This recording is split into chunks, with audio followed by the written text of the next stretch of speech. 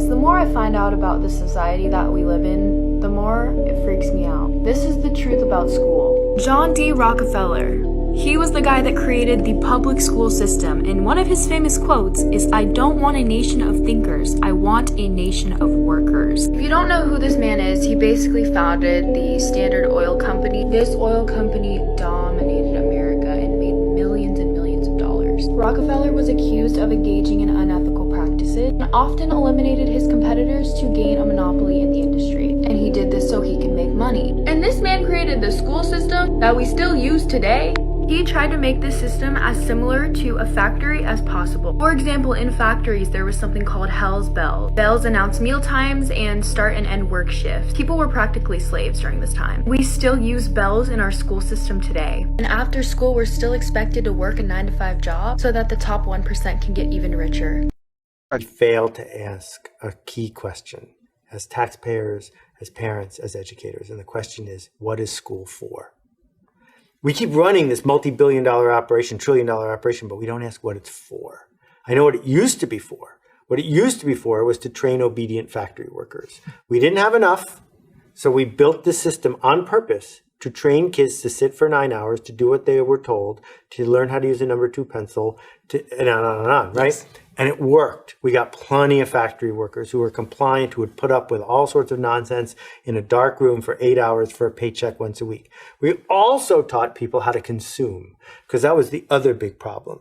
In 1920, the average kid owned 2 pairs of pants and 1 pair of shoes, right? You don't know a human being who owns 2 pairs of pants and 1 pair of shoes anymore, because we needed to train people to fill their closets with stuff, and we did that at school. So what is school for now?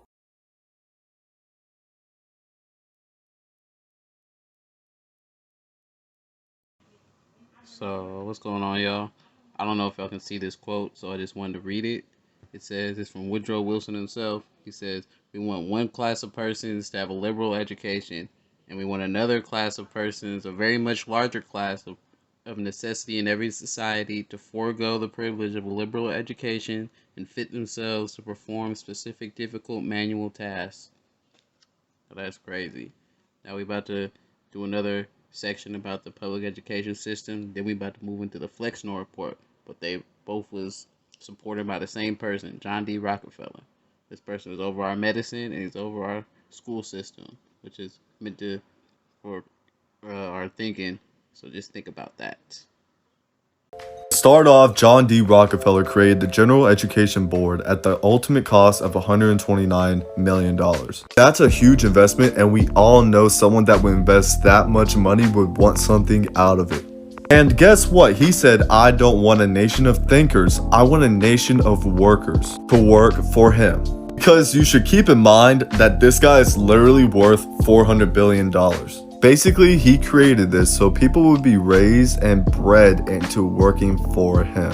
What school systems feed us as education is the tip of the iceberg for the amount of knowledge we actually need to know. That's why people all the time say we learn more on TikTok than we do at school. And this guy, John D. Rockefeller, and his family have so many bad things behind their name, it's astonishing. And this quote is just an example. 1901, John D. established the Rockefeller Institute for Medical Research. The institute recruited Simon Flexner, a pathology professor at the University of Pennsylvania, to serve as its director.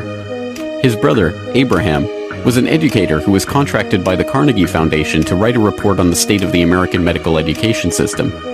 His study, the Flexner Report, along with the hundreds of millions of dollars that the Rockefeller and Carnegie Foundations were to shower on medical research in the coming years, resulted in a sweeping overhaul of the American medical system. Naturopathic and homeopathic medicine, medical care focused on unpatentable, unmarketable natural remedies and cures, was now dismissed as quackery. Only drug-based allopathic medicine requiring expensive medical procedures and lengthy hospital stays was to be taken seriously. Hey, can you turn my headphones up, please? Right there? Thank you, Crip. Hey, you want the answer, better ask me. I'm so sick with the flow. Ain't no backseat. Ain't nothing funny like a bad dream.